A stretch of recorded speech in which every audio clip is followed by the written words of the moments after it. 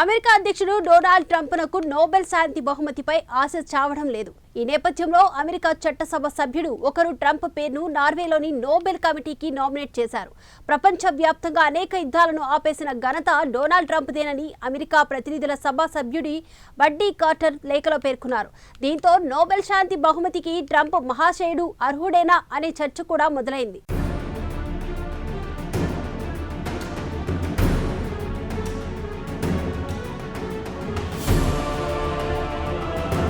వాస్తవానికి నోబెల్ శాంతి బహుమతి అంటే చాలా గొప్పది.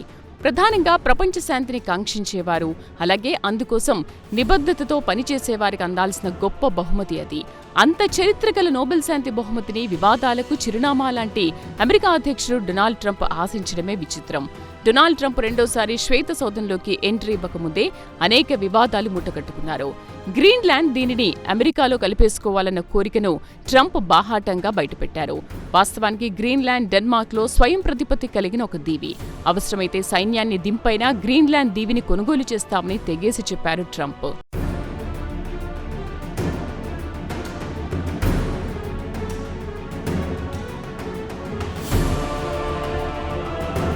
అంతేకాదు, కెనడాకు సంబంధించిన ట్రంప్ చేసిన వ్యాఖ్యలు కూడా వివాదాస్పదమయ్యాయి. ఇటీవల కెనడా ప్రధాని పదవికి జస్టిస్ ట్రూడో రాజీనామా చేసే సందర్భంలో అమెరికాలో 51వ రాష్ట్రంగా చేరడానికి కెనడా అంగీకరిస్తే సదరు నిర్ణయాన్ని తాను స్వాగతిస్తానన్నారు. అమెరికాలో కెనడా విలీనమైతే సదరు దేశంపై ఎటువంటి సుంకాలు, పన్నులు ఉండవని హామీ ఇచ్చారు. అంతేకాదు, రష్యా, చైనా నుంచి అమెరికా రక్షణ కల్పిస్తుందన్నారు.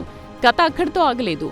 అమెరికా దేశంలో కెనడా విలీనమైనట్లుగా తయారు చేసిన ఒక మ్యాప్ను ట్రంప్ తన పోర్టుకు జత చేశారు.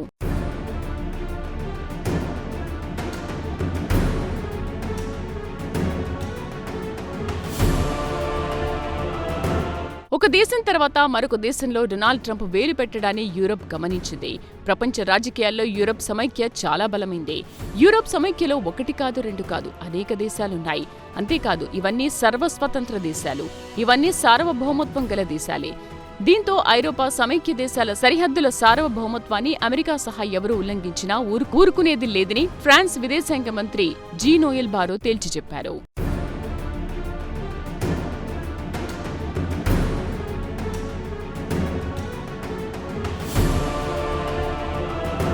ఇటీవల అమెరికా అధ్యక్షుడు డొనాల్డ్ ట్రంప్ కొత్త పల్లవి అందుకున్నారు. అదే ఇరాన్లో నాయకత్వ మార్పు అంటే Iran supreme leader Ayatollah Ali ఖమేనీని అక్కడి ప్రజలు పక్కన పెట్టాలన్నది డొనాల్డ్ ట్రంప్ అసలు ఉద్దేశం. ఈ విషయం ఎవరు వివరించి చెప్పనక్కర్లేదు. అంటే సుప్రీం లీడర్గా అయతుల్లా అలీ ఖమేనీకి బదులుగా మరో మత గురువును నియమించుకోవాలని ఇరాన్ ప్రజలకు ట్రంప్ సలహా ఇవ్వడమే.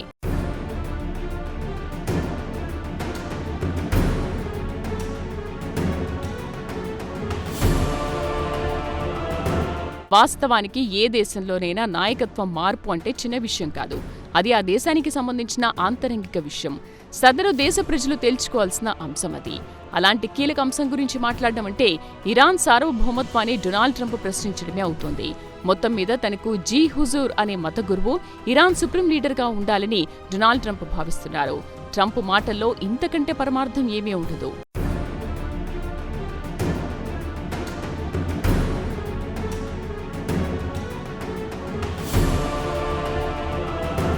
ఇంతటి ఘన చరిత్ర గల డొనాల్డ్ ట్రంప్ తగుదునమ్మా అంటూ ఏ విధంగా నోబెల్ శాంతి బహుమతి ఆశిస్తారో ఒక పట్టాన అర్థం కాదు.